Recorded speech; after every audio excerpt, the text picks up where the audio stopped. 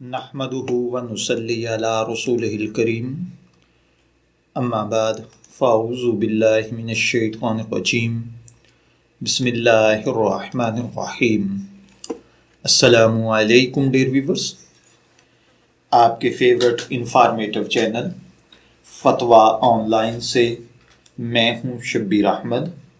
ہمارا آج کا ٹاپک ہے کیا اعتکاف کے دوران امتحانات کی تیاری کی جا سکتی ہے یا نہیں۔ یہ محمد جواد صاحب نے کراچی سے سوال کیا ہے۔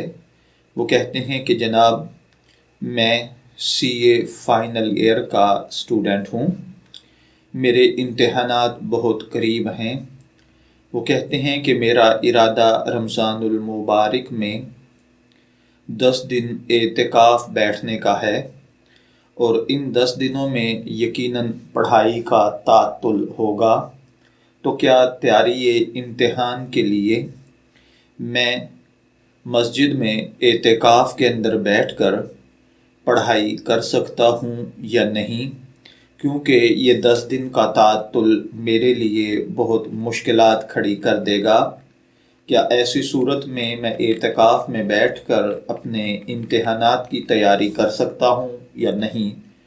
تو دیکھیے بھائیوں اور بہنوں، دوران اعتکاف دوسرے صالح اعمال کی پابندی کے ساتھ ساتھ اگرچہ اپنی پڑھائی جاری رکھنے میں حرج نہیں، لیکن اگر اس تیاری کے دوران مسجد کی بے ادبی کا اندیشہ ہو، جیسے متعلقہ مضامین میں تصاویر وغیرہ ہوں، تو اس صورت میں اس سے بچنا چاہیے، اور اگر مسجد کی بے ادبی نہ ہوتی ہو تو پھر ان کو مسجد میں بیٹھ کر پڑھنے سے، اعتکاف میں بیٹھ کر امتحانات کی تیاری کرنے سے کوئی مسئلہ نہیں آئے گا۔